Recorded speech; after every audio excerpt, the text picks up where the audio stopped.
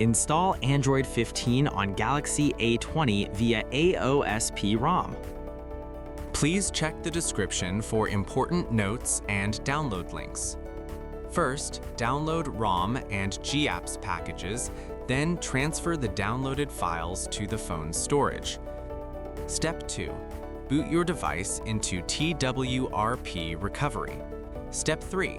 Once you're in TWRP main menu, go to Wipe, Advanced Wipe, and select the checkboxes as shown in the image excluding internal storage.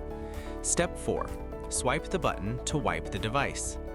Step 5. Go back to the recovery main menu and tap on the Install button. Step 6. Navigate to the downloaded path and select the ROM zip file. Step 7. Finally, swipe the button on the screen to install ROM file. Step 8.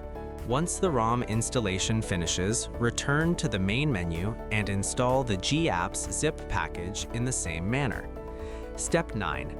After GApps flashing completes, select Wipe Cache/Dalvik from the bottom left side of screen and swipe to wipe.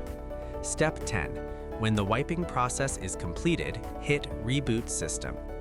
That's it! You have successfully installed the ROM on your device.